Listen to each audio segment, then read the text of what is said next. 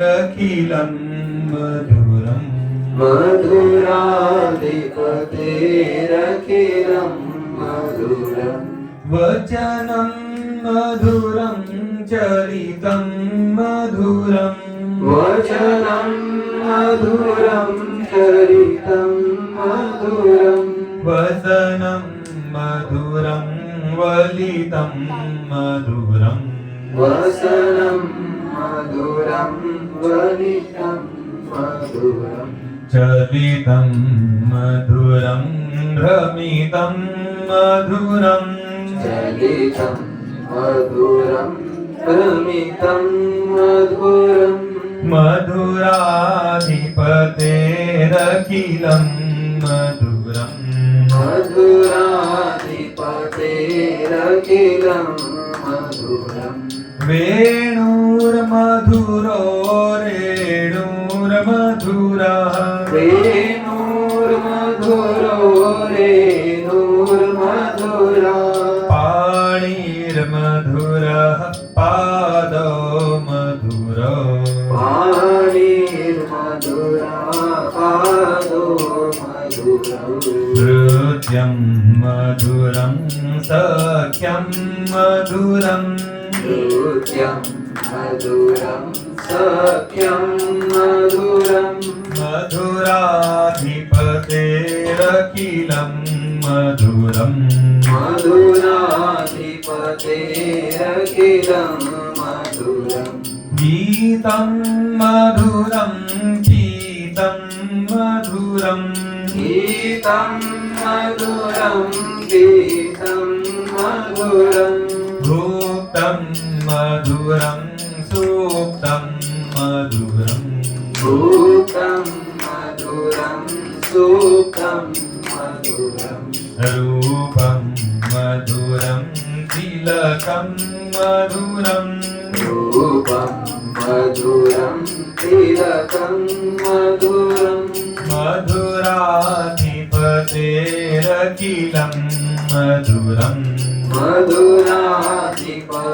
मधुराधिपतेरखिलं मधुरं करणं मधुरं तरणं मधुरं वर्णं मधुरं करणं मधुरं हरणं मधुरं स्मरणं मधुरं हरणं मधुरं स्मरणं मधुरं वमितं मधुरं शमितं मधुरं वमितं मधुरं शमितं मधुरं मधुराधिपतेरखिलं मधुरं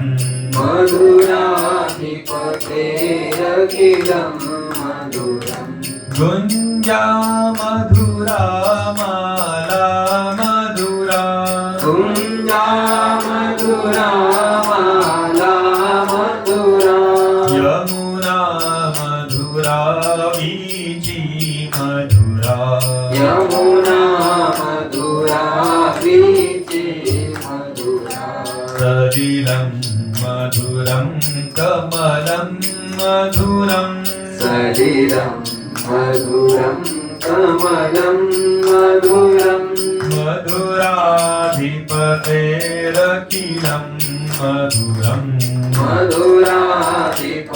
मधुराधिपतेरखिलं मधुरं गोपी मधुरा लीला मधुरा गोपी मधुरा लीला मधुरा युक्तं मधुरं मुक्तं मधुरं युक्तं मधुरं मुक्तं मधुरं दृष्टं मधुरं शिष्टं मधुरं दुष्टं मधुरं शिष्टं मधुरं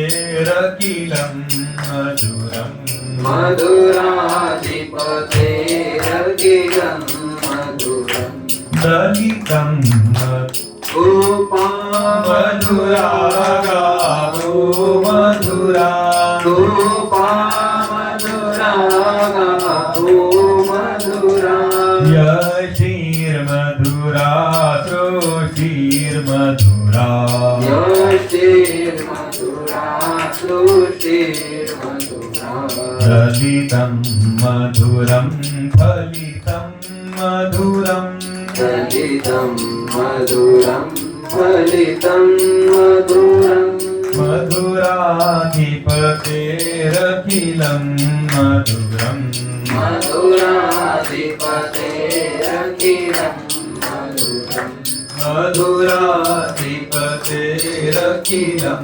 मधुरम् मधुराधिपतेरखिलं मधुरं गोपाल कृष्ण भगवान की जय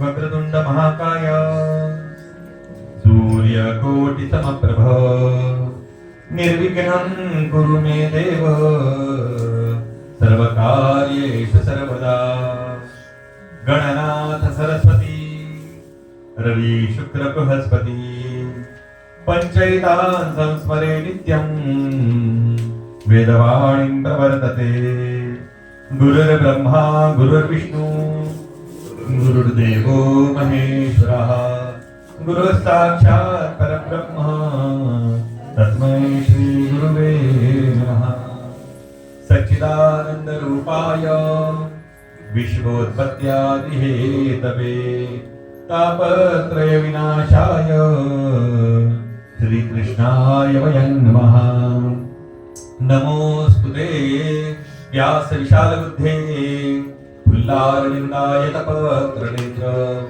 येन त्वया भारततैलपूर्ण प्रज्वालितो ज्ञानमयप्रदीपः यं करोल्यन्तमलपेतकृत्यं द्वैपायनो विरहगातराज्वहव पुत्रेति तन्मयतया तरवोऽभिनेदु तं सर्वभूतहृदयं मुनिमानतोऽस्मि या कुन्देन्दुतुषारहारधवला या शुभ्रवस्त्रावृता या वीणावर्धनमण्डितकरा या श्वेतपद्मासना या ब्रह्माण्डितकङ्करप्रवृत्तिर्देवैः सदा वन्दिता सा मां पातु सरस्वती भगवती निःशेषजाव्यापः नारायणं नमस्कृत्य नरं चैव नरोत्तमं देवीं सरस्वतीं व्यासं ततो जयमुदीरयेत् गोपाल कृष्ण भगवान की जय श्रीमद्भागवत महापुराण की जय वेदव्यास भगवान की जय शुकदेव भगवान की जय नमः पार्वती पतये हर हर महादेव राम कृष्ण हरि मुकुंद मुरारी राम कृष्ण हरि मुकुंद मुरारी राम कृष्ण हरि मुकुंद मुरारी राम कृष्ण हरि मुकुंद मुरारी पांडुरंग पांडुरंग पांडुरंग हरि पांडुरंग पांडुरंग पांडुरंग हरि पांडुरंग पांडुरंग पांडुरंग हरि पांडुरंग पांडुरंग पांडुरंग हरि राम कृष्ण हरि मुकुंद मुरारी राम कृष्ण हरि मुकुंद मुरारी राम कृष्ण हरि मुकुंद मुरारी राम कृष्ण हरि मुकुंद मुरारी पांडुरंग पांडुरंग पांडुरंग हरि पांडुरंग पांडुरंग पांडुरंग हरि पांडुरंग पांडुरंग पांडुरंग हरि पांडुरंग पांडुरंग पांडुरंग हरि राम कृष्ण हरि मुकुंद मुरारी राम कृष्ण हरि मुकुंद मुरारी राम कृष्ण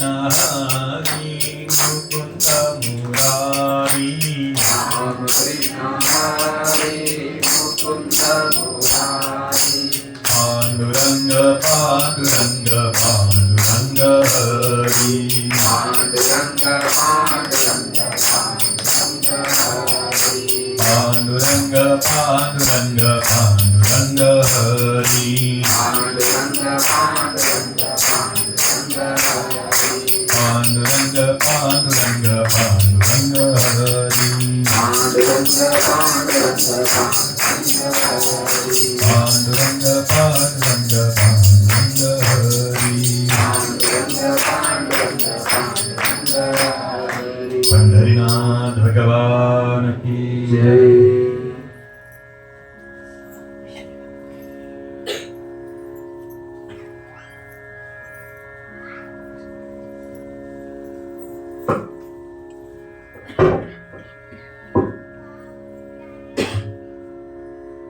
ओम नमो भगवते वासुदेवाय सच्चिदानंद रूपाय विश्वोत्पत्त्यादि हेतवे तापत्रय विनाशाय श्री कृष्णाय वयं नमः.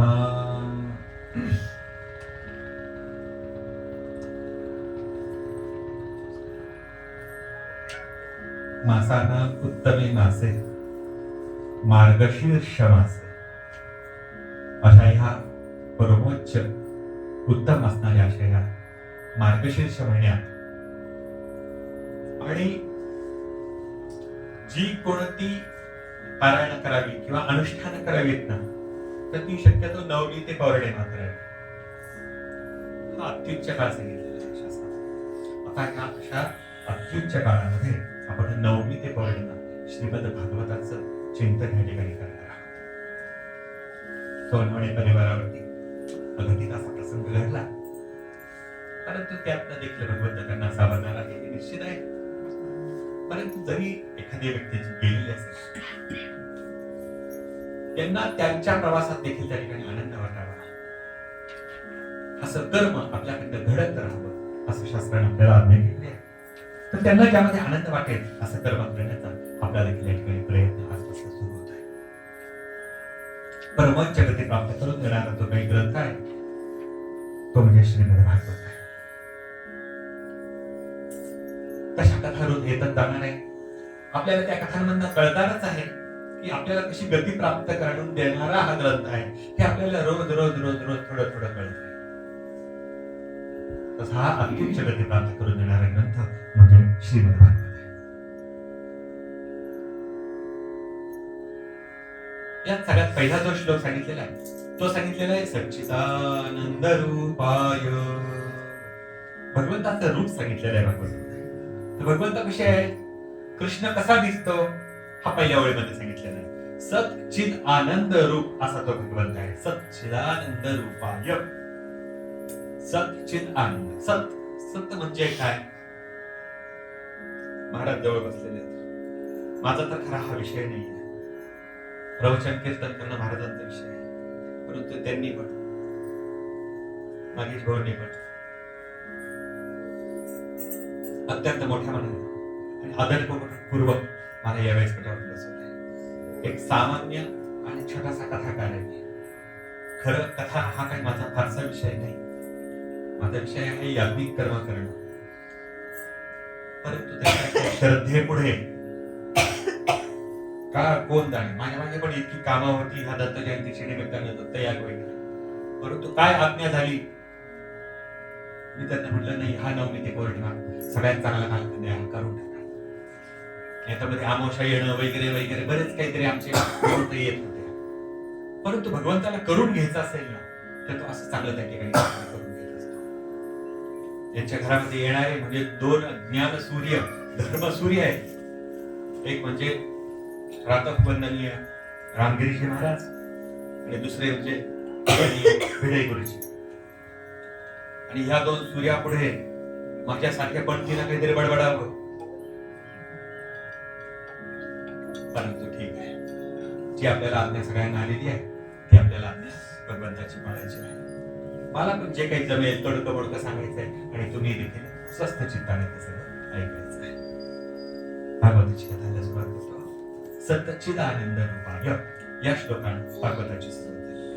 सच्चिद आनंद असं भगवंताचा स्वरूप, कृष्णाचं स्वरूप यामध्ये सांगितलेलं आहे. सच्चिद आनंद म्हणजे काय? सत म्हणजे काय? सत म्हणजे अविनाशी. त्याला म्हणतात सत.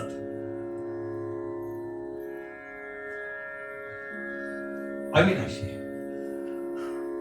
जसं सोनं आहे, सोनं हे अविनाशी आहे. त्यातनं निर्माण होणारे एखादे अलंकार असेल तो विनाशी आहे. तो अलंकार मोडता येतो, तोडता येतो. सोनं मोडता येत, ते सत आहे. भगवंत तसा आहे, सत आहे, अविनाशी. चित, चित म्हणजे ज्याच्यामध्ये चैतन्य आहे, असा तो आहे भगवंत श्रीकृष्ण. चित, चैतन्य, जीव, सजीवपणा, आनंद, आनंद स्वरूप आहे भगवंत. आनंद म्हणजे काय?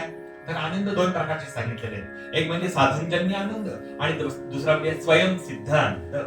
साधनजन्य आनंद म्हणजे असा आहे की जोपर्यंत ते साधन आपल्या जवळ आहे तोपर्यंत त्यामध्ये आनंद मानायचा किंवा त्यामध्ये रममाण व्हायचं आणि तो आनंद तोपर्यंत घ्यायचा, त्याला म्हणतात साधनजन्य आनंद. साधन संपलं की तो आनंद संपला. उदाहरणार्थ खूप भूक लागलेली आहे, मस्त छानपैकी काजू कतली ठेवलेली आहे समोर, हे आहे, मग आपण तोपर्यंत त्याचा आनंद घेऊ शकतो की जोपर्यंत त्या प्लेटमध्ये काजू कतली आहे किंवा एखादी मिष्टान्न पदार्थ आहे तोपर्यंत, आणि जोपर्यंत आपल्याला भूक आहे तोपर्यंत. आपली भूक संपली, तो पदार्थ संपला की त्याचा आनंद संपला. साधनजन्य आनंद. दुसरा म्हणजे स्वयंसिद्ध आनंद. स्वयंसिद्ध आनंद म्हणजे काय?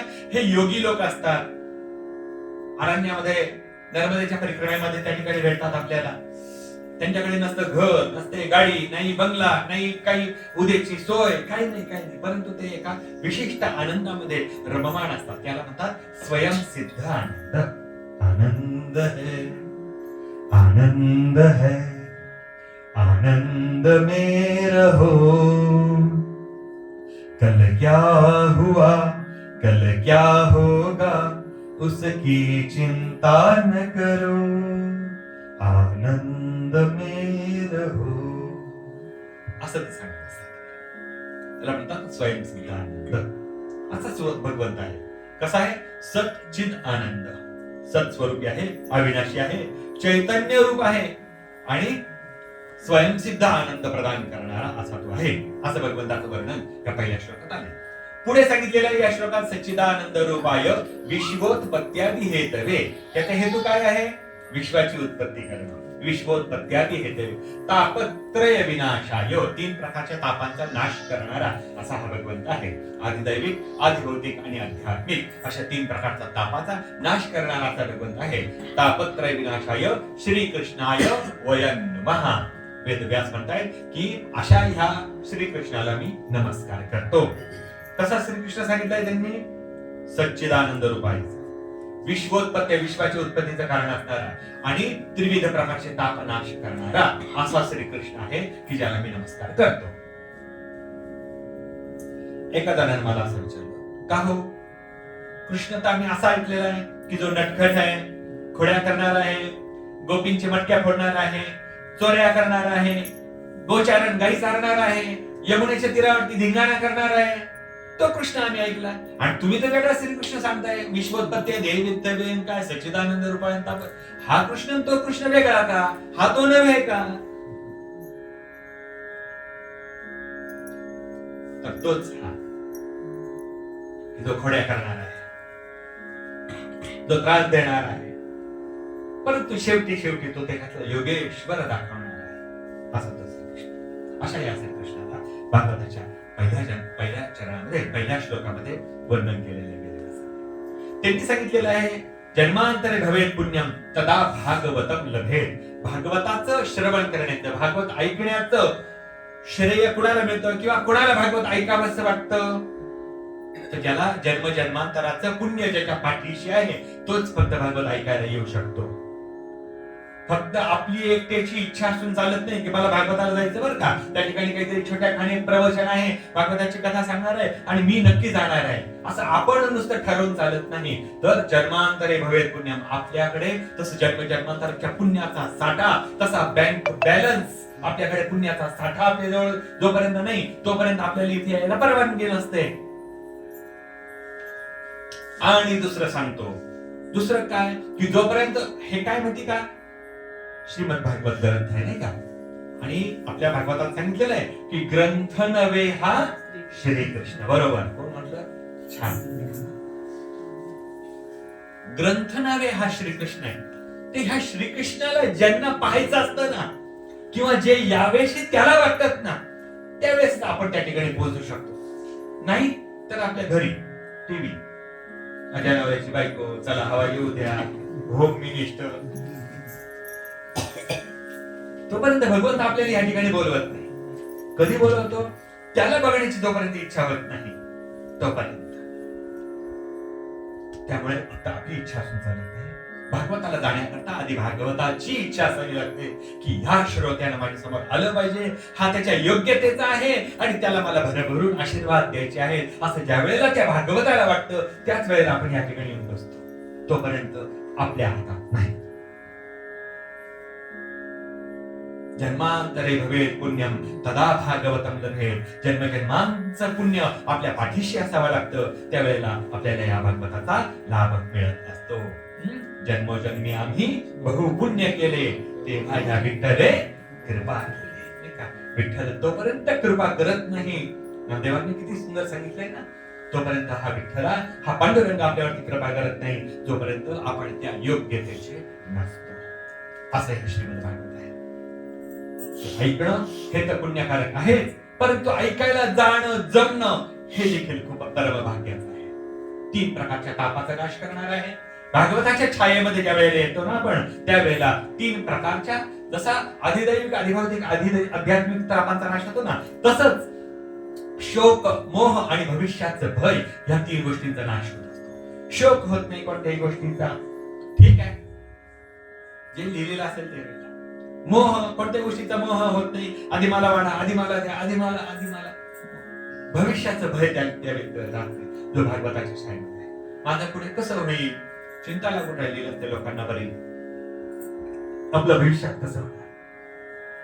तर भागवत आपल्याला शिकवतं की जोपर्यंत आपण भागवताच्या छत्रछायेमध्ये आहोत, त्याच्या सावलीमध्ये आहोत, तोपर्यंत आपल्याला भविष्याचं भय नाहीये. शोक, मोह आणि भविष्याचं भय ह्या भागवताच्या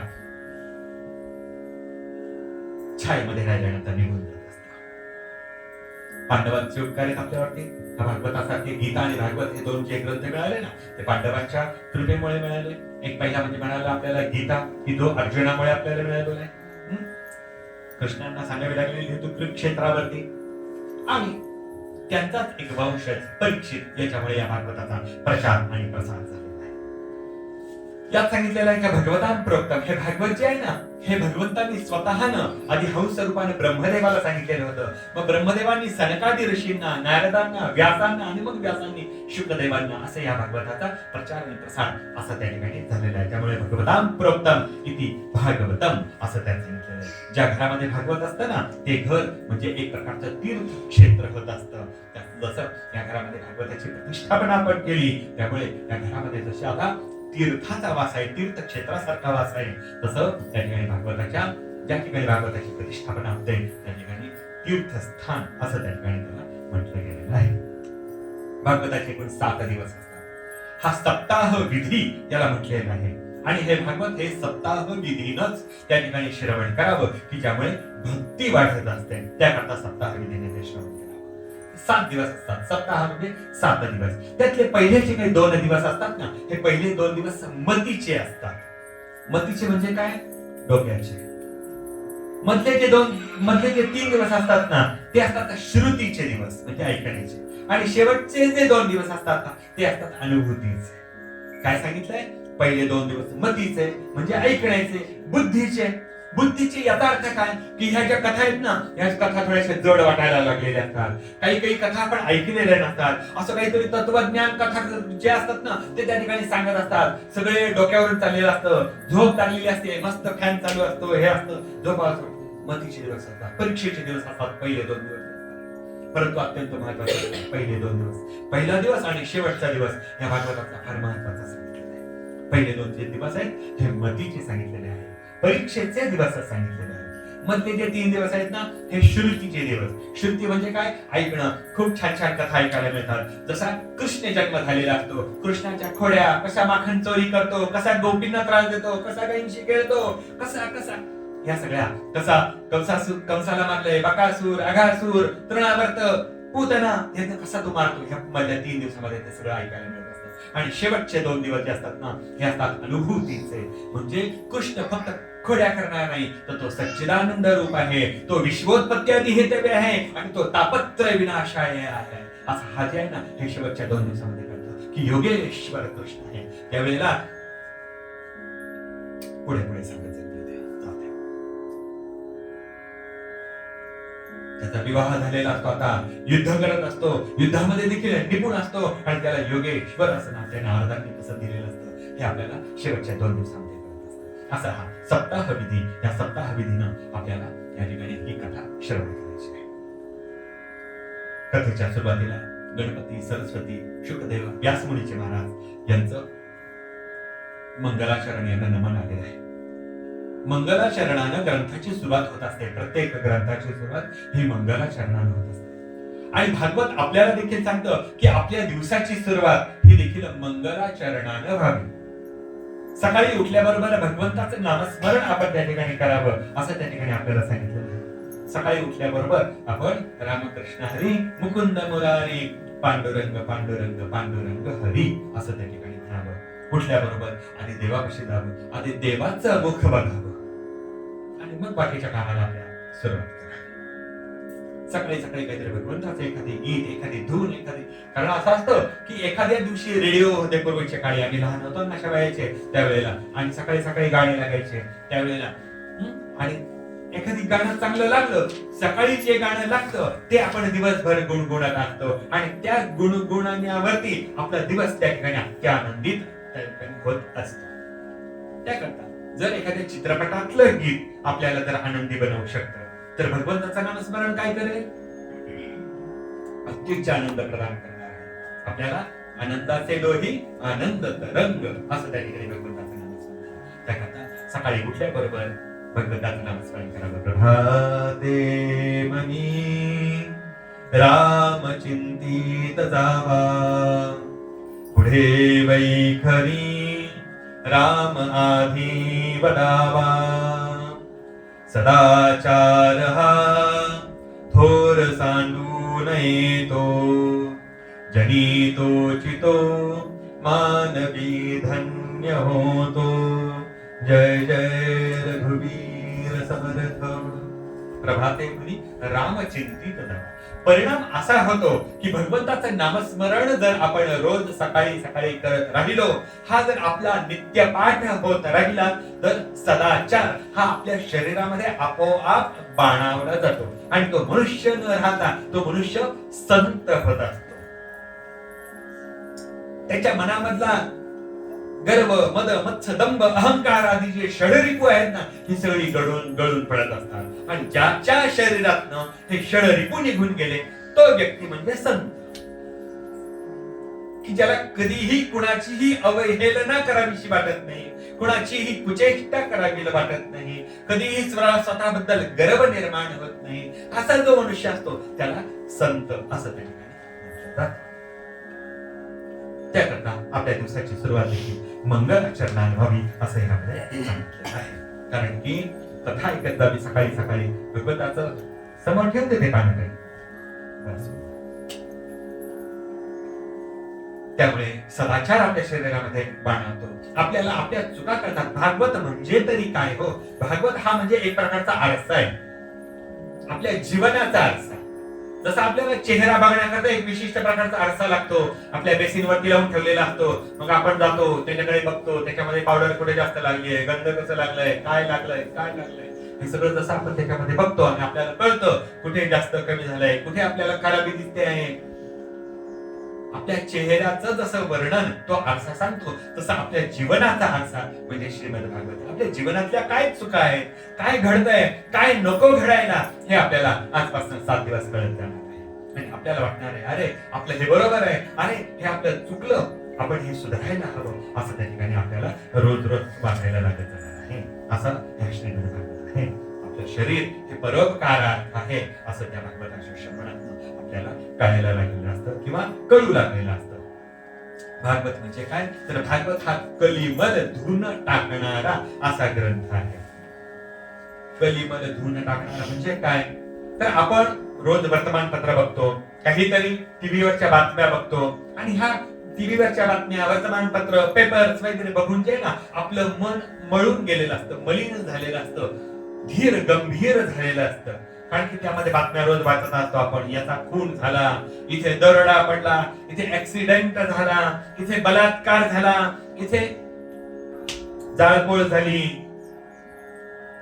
त्यामुळे आपलं मन जे आहे ना हे व्यथित झालेलं असतं. आणि हे व्यथित झालेलं मन जे आहे ना, नको त्या चोरीच्या बातम्या, दरोड्याच्या बातम्या, खुनाच्या बातम्या हे ऐकून मन आपलं व्यथित झालेलं असतं, मळून गेलेलं असतं. आणि ही व्यथितता, ही जी काही मनाची दुर्बलता आहे, ही दुर्बलता निघून जाऊन मन पुन्हा सबल करण्याचं कार्य जे आहे, मन पुन्हा धुवून टाकण्याचं, मन स्वच्छ करण्याचा उत्तम प्रकारचा डिटर्जंट म्हणजे श्रीमद भागवत आहे. ताप आला तर तुम्हाला गोळी आहे, सर्दी खोकला झाला तर गोळी आहे, परंतु मन स्वच्छ करण्याकरता गोळी आहे का? कुठे काही टॅबलेट तुम्हाला मिळते का? मेडिकल मध्ये जाऊन बघा, विचारा, आज जाऊन त्या ठिकाणी, अहो माझं मन फार खराब आहे, मनात माझ्या चांगलं नाही, तर मला एखादी गोळी द्या, देईल का तो मेडिकल वाला म्हणला, माझं पण मन धरत नाहीये, काय करणार, मला तुम्ही गोळी सांगा. त्यावेळेला त्याला निश्चित गोळी सांगा, ते तू श्रीमद भागवताची कथा, ज्या कथेमुळे आपलं मळालेलं मन देखील धुवून निघतं आणि मन आपलं अतिशय स्वच्छ होतं. असं आपण मूळ कथेकडे वळूया. विविध प्रकारची अरण्य त्या ठिकाणी भागवतामध्ये सांगितलेली आहेत. विविध प्रकारच्या अरण्याची विविध प्रकारची वैशिष्ट्य हे देखील भागवतामध्ये किंवा अनेक ग्रंथामध्ये आपण ऐकतो. नैमिषारण्य, बद्रिकारण्य, दंडकारण्य अशी वेगवेगळ्या प्रकारची अरण्य आहेत आणि त्याची वेगवेगळ्या प्रकारची महत्व आहे. तशी ही कथाची आहे ना, भागवताची कथा ही चाललेली आहे नैमिषारण्यामध्ये. आणि नैमिषारण्यामध्ये चाललेली ही कथा जी आहे ना, ही कथा व्यासांचे जे शिष्य होते त्यांचं नाव होतं सूत. या सूतांना त्या गादीवरती त्यांनी बसवलेलं आहे. जसं तुम्ही आता मला या उच्चासनावरती बसवलं ना, तसे त्या ठिकाणी त्या नैमिषारण्यामध्ये एक यज्ञ चाललेला होता आणि त्या यज्ञाच्या निमित्तानं अनेक ऋषीगण त्या ठिकाणी आलेले होते. काही काही ठिकाणी त्याचं वर्णन आहे की 88,000 ऋषीगण होते. ठीक आहे, आपण त्या आकड्यामध्ये न गुंतता आपण एवढं लक्ष ठेवू की भरपूर हजारो ऋषी त्या ठिकाणी होते. आणि ते सकाळचं सत्र जे आहे ना, हे त्यांचं सकाळचं सत्र, रोजचं यज्ञाचं सत्र व्हायचं, विविध प्रकारचे सहाकार व्हायचे. आणि दुपारच्या सत्रामध्ये जे आहे ना, बरोबर 3 ते 6 हे त्यांचं धर्मसत्र त्या ठिकाणी व्हायचं, चर्चा सत्र व्हायचं. आणि त्या चर्चा सत्रामध्ये शौनकादी जे सगळे ऋषीगण होते यांनी सूतांना असं व्यासपीठावरती गादीवरती बसवलेलं होतं आणि त्यांना विविध प्रकारचे प्रश्न हे शौनकादी ऋषी त्या ठिकाणी विचारायचे. आणि त्या प्रश्नांची उत्तरं ही सूत महर्षीजी महाराज या शौनकादी ऋषींना त्या ठिकाणी देत होते. असाच हा नैमिषारण्यामध्ये चाललेला हा कथा प्रकार आहे. महाराजजी एक सांगायला थोडस मला आनंद वाटतोय की पुढच्या महिन्यात नाही, फेब्रुवारी 28 फेब्रुवारीला 1 मार्चला आम्ही पोहोचतोय आणि 2 मार्च ते 8 मार्च माझी स्वतःची श्रीमद भागवत कथा जी आहे ना, ही नैमिषारण्यामध्ये व्यास गद्दीवरती झाली. उद्या ते आमच्याकडे त्याचं माहिती पत्रक आहे, उद्या येताना घेऊन येईल. मी आज विसरलो जरा, माझ्या गडबडीमध्ये माझ्या लक्षात राहिलं नाही. मी उद्या मात्र ते तुम्हाला माहिती करता ते माहिती पत्रक घेऊन येईल. अशा त्या नैमिषारण्यामध्ये ही कथा चाललेली आहे. सूत व्यासपीठावरती बसलेले, शौनकादी अनेक ऋषीगण त्यांना विविध प्रकारचे प्रश्न विचारतात. त्यांना विचारतात की सूत महर्षी, या माया मोहातनं लोक कसे सुटतील ते सांगा. कलियुगामध्ये मनुष्यानं काय करावं, मुक्तीसाठी काय केलं पाहिजे हे त्याकडे तुम्ही आम्हाला सांगा. त्यावेळेला सूत सांगतात, ऋषीगण हो, याकरता श्रीमद भागवताचं पारायण करा. कारण की भागवत असा ग्रंथ आहे की यम यम चिंतयते कामम तं तं प्राप्नोति निश्चितम. असा भागवताचा जे जे आपण यम यम चिंतयते कामम, जे जी आपण इच्छा करतो त्या भागवताला सांगतो, तं तं प्राप्नोति, ती निश्चित आपल्याला प्राप्त करून देण्याची गोष्ट या भागवतामुळे होते. जशी मनुष्याला गतप्राण झाल्यानंतर मुक्ती प्राप्त करून देणारा हा ग्रंथ आहे, तसाच आपल्याला ऐहिक सुख देखील प्राप्त करून देणारा हा ग्रंथ आहे.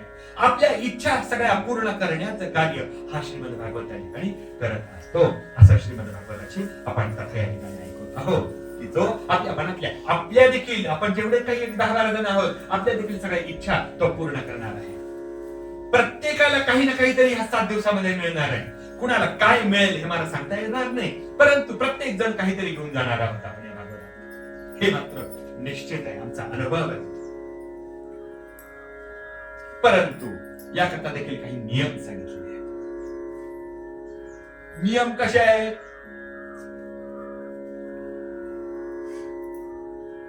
अधिश्रोत्यांची नियम सांगतो, ऐकणाऱ्यांची. त्यात नियम असा सांगितलेला आहे की रोज कथा ऐकायला यावं. कथा ऐकायला येत असताना कथाकार येण्याच्या आधी आपण या ठिकाणी यावं. शक्यतो रोज एका जागेवरती बसावं. शक्यतो आपलं एखादी आसन आपल्या बरोबर असावं, आपल्या आसनावरती आपण बसावं. शक्यतो कथा चालू असताना आपल्या मनामध्ये कोणत्याही प्रकारे घरातल्या, बाहेरच्या, बाजारातल्या, व्यवहारातल्या गोष्टी आपल्या मनामध्ये येऊ नये. आपली कथा पूर्ण आपलं निसंशय आपली सगळी श्रद्धा त्या भागवतावरती असावी. आपल्या मनामध्ये कोणत्याही प्रकारे कथेचा किंवा कथाकाराबद्दल शंका आपल्या मनामध्ये उत्पन्न होऊ नये. शक्यतो आपापल्या घरीच खावं. परान्न वर्जित करावं 7 दिवस. कोणाकडेही शक्यतो खाऊ नये. दहाव्याचं, श्राद्धाचं हे पण खाऊ नये. हॉटेल मधलं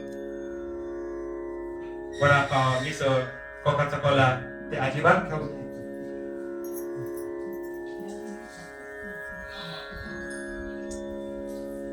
आणि असं जर आपण केलं तर भागवताचं फळ निश्चित आहे. शक्यतो 7 दिवस परान्न वर्जित करावं, कुठे जेवू नये. श्रोतेशी नियम सांगितले. तसेच भागवतामध्ये वक्त्याचे देखील नियम सांगितले. म्हणजे फक्त तुम्हालाच नियम आहेत असे नाही, आम्हाला देखील नियम आहेत. श्रोता हा तसा आता सांगितलाय तसा वक्ता हा देखील सांगितलेला आहे. वक्ता कसा असावा तर वक्ता हा वेदशास्त्र संपन्न असावा, सद्गुणी असावा, सद्विचारी असावा, निर्लोभी असावा, सदाचारी असावा, रोज गायत्री उपासना करणारा असावा, असं त्या ठिकाणी वक्त्याचे देखील नियम सांगितले. आज आणा, इथं 50 रुपये ठेवा, उद्या 100 रुपये ठेवा, आज पैसे नाही आणले का असं विचारणारा वक्ता त्या ठिकाणी कथा सांगणारा व्यक्ती असा नसावा. त्याला कोणत्याही प्रकारचा लोभ नसावा.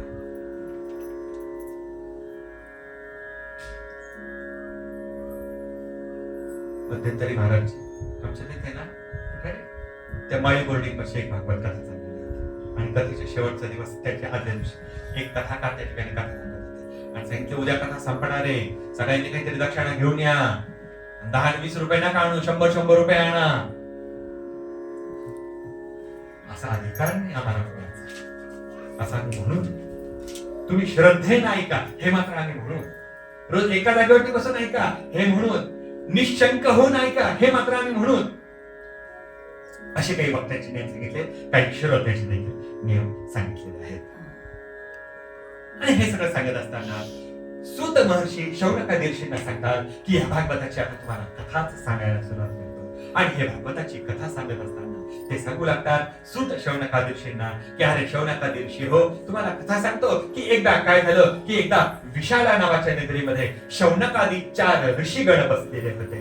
आणि 4 ऋषीगण बसलेले असताना त्या ठिकाणी नारदांचं आगमन होतं. आणि नारदांचं आगमन त्या ठिकाणी झाल्यानंतर विशाला नगरी नाही का, आता त्याला आपण बद्री विशाल म्हणतो, त्या ठिकाणी हे 4 ऋषी बसलेले होते. सनकादी ऋषी. आता सनकादी ऋषी सारखं रोज त्या ठिकाणी. तर ते सनकादी ऋषी म्हणजे कोण तर माहिती आहेत का? एक म्हणजे सनक, सनंदन, सनातन आणि सनत कुमार. हे 4 ऋषीगण जे आहेत ना हे ब्रह्मदेवाचे मानसपुत्र होते.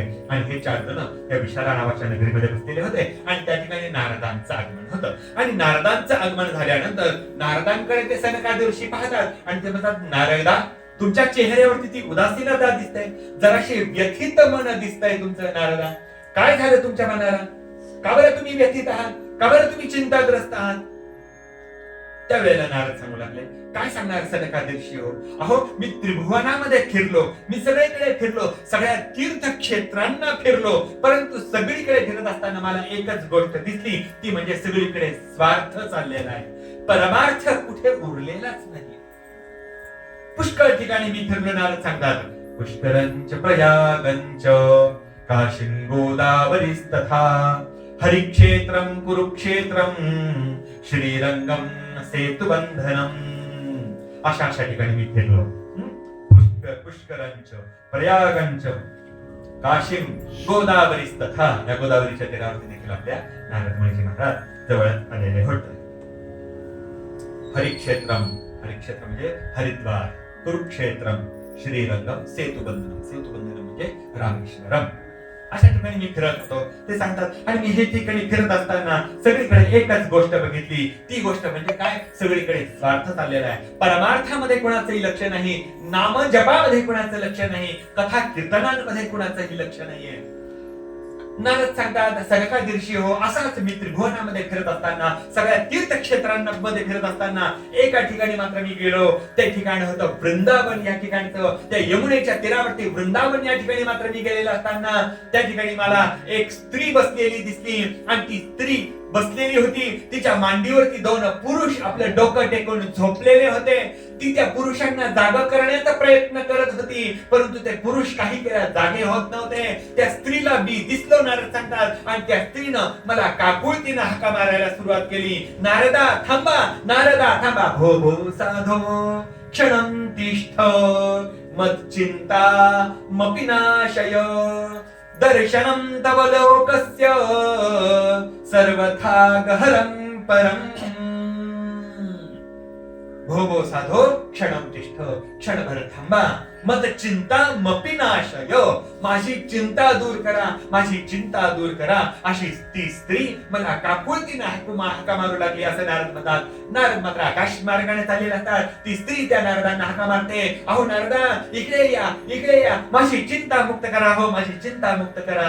आणि त्या स्त्रीनं काकुळतीनं हाका मारल्यानंतर नारदांचं त्या ठिकाणी आगमन होतं. नारद जमिनीवरती येतात आणि त्या स्त्रीला त्या ठिकाणी विचारतात की काय चिंता आहे तुला, तू कोण आहेस, तुझं नाव काय, तू कुठून आलीस. हे दोन पुरुष तुझ्या मांडीवरती डोकं टेकून झोपलेले आहेत, नव्हे नव्हे ते बेशुद्ध अवस्थेमध्ये आहेत. हे पुरुष तुझे कोण. काही स्त्रिया समोर बसलेल्या असतात, ह्या स्त्रिया तुझ्या कोण हे सांग मला.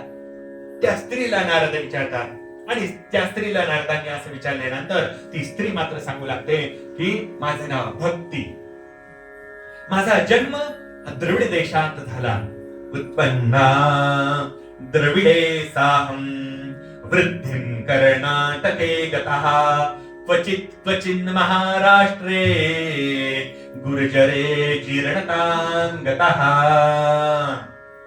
असं ती भक्ती सांगते. माझं नाव भक्ती, माझा जन्म द्रविड देशामध्ये झाला, दक्षिण भारतामध्ये झाला ती सांगते. आणि माझा जन्म द्रविड देशामध्ये झाला आणि मी त्या ठिकाणी चालत चालत चालत कर्नाटकामध्ये आले. आणि ती भक्ती सांगते वृद्धिं कर्नाटके गतः, कर्नाटकामध्ये माझी वृद्धी झाली, वाढ झाली. कर्नाटक हा प्रदेश भक्तिमय प्रदेश आहे. त्या ठिकाणी जाऊन बघा तुम्ही कधी काय विशिष्ट प्रकारचं एक ऊर्जा त्या तिथल्या विशिष्ट नगरांमध्ये आहे. रोज सकाळी तुमच्याकडे कशी दार सडा रांगोळी आहे, तशी रोज त्या ठिकाणी प्रत्येकाच्या दारात सडा रांगोळी त्या ठिकाणी होत असते. प्रत्येक मंदिरामध्ये संध्याकाळी सांज वेळेला दिवाबत्ती झालेली असते आणि गावाच्या प्रत्येक मंदिरामध्ये विष्णू सहस्त्रनामाचा, कुठे शिवमहिम्नाचा पाठ त्या ठिकाणी चाललेला असतो. असा आहे तो कर्नाटक प्रदेश. जसं आपल्याकडे धुणं भांडे करायला रोज स्त्री येते ना, घरी एक बाई येते, धुणं करते, भांडे करते, काय फरशा पुसते, अमुक करते. तसं तिथे मी एकदा बेंगलोरला गेलो होतो ना, त्या ठिकाणी मला एक चित्र असं दिसलं की तिथे पण रोज एक बाई सकाळी येते, भल्या पहाटे 5 वाजता, दाराशी सडा वगैरे टाकते, रांगोळी काढते, परत तो डबा तो रांगोळीचा ठेवून देते, चालली पुढच्या बंगल्यामध्ये, तिथे सडा टाकते. रद्दी बांधून कसं येतात माणूस रोज कामाला, तुझी त्या ठिकाणी सडा रांगोळी करायला सुद्धा एक बाई रोज येते.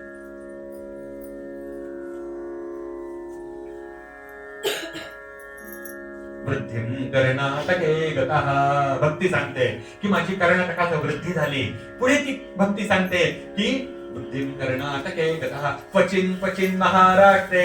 मग ती भक्ती सांगते की मी त्या द्रविड देशातनं कर्नाटकातनं महाराष्ट्रामध्ये मी प्रवेश केला आणि महाराष्ट्रामध्ये देखील काही ठिकाणी माझा सन्मान करण्यात आला. की जसं पंढरपूर असेल, जसं देहू आळंदी असेल, जसं सराला बेट असेल, जसं नेवासा असेल, या ठिकाणी बघता भक्तीपूर्ण वातावरण असतं. माऊली चला कुणीही कोणावरती चिडत नसतं, कुणीही कोणावरती रागवत नसतं. 15 लाख भाविक आलेले असतात, परंतु पोलीस नसतात, लाठ्या काठ्या नसतात, पाऊस पडत असतो, चिखल झालेला असतो, तरी प्रत्येक जण एकमेकांना सांभाळून चाललेला असतो, नाही का? माऊली चला पुढे, माऊली इकडे वा, माऊली तिकडे वा. विठोबाचं नामस्मरण चाललेलं असतं, तुकोबाचं ज्ञानोबाचं नामस्मरण चाललेलं असतं. भक्तीचा सन्मान करणारी अशी काही ठिकाणं महाराष्ट्रात देखील आहे. ती भक्ती सांगते महाराष्ट्रात देखील काही ठिकाणी माझा सन्मान झाला. क्वचित महाराष्ट्रे गुर्जरे जीर्णतां गतः. आणि ती भक्ती सांगते की पुढे चालत मी गुजरात प्रांताकडे वळाले आणि मात्र मला वृद्धत्व प्राप्त झालं. मी म्हातारी व्हायला लागले.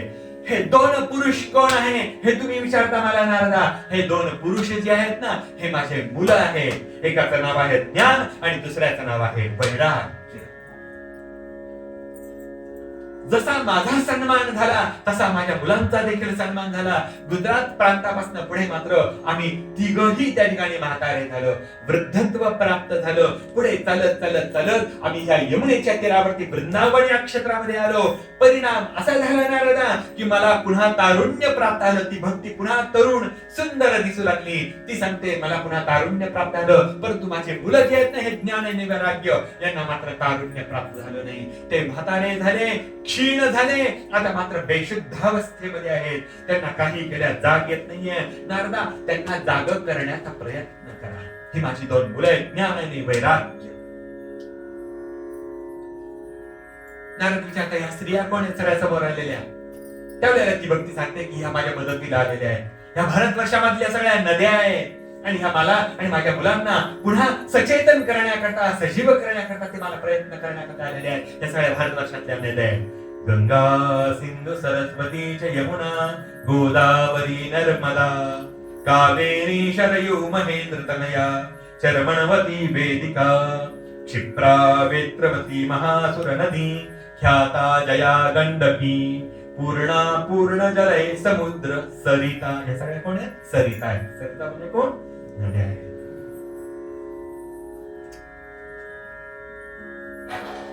ती म्हणते नारदा, आता मला तुम्ही त्या ठिकाणी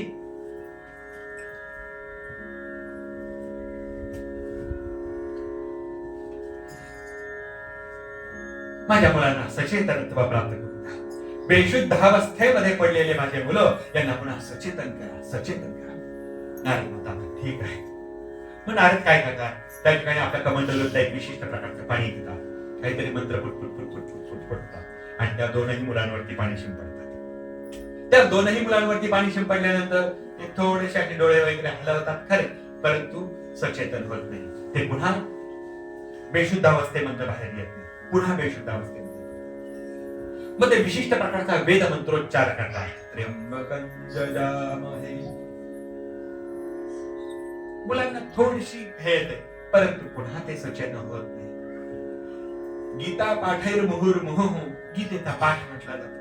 मुलं थोडेसे डोळे हलवतात, शरीर हलवतात, परंतु सचेतन होत नाही. नारदांचे केलेले सगळे श्रम त्या ठिकाणी विफल चाललेले आहेत असं नारदांना कळून येतं. मग नारद म्हणतात की आता काय करावं? चिंतातुर झालेले नारद, मी मात्र असफल झालो असं ज्या वेळेला नारदांना वाटायला लागतं, त्यावेळेला एक आकाशवाणी होते आणि ते आकाशवाणी सांगते, नारदा, तुझे श्रम, तुझे प्रयत्न सफल होतील. सत्कर्म कर, सत्कर्म कर, सत्कर्म कर. नारद म्हणतात आता आणखी वेगळं कोणतं सत्कर्म करायचं? वेदमंत्र म्हटले, विशिष्ट मंत्र म्हटले, गीतेचा पाठ म्हटला.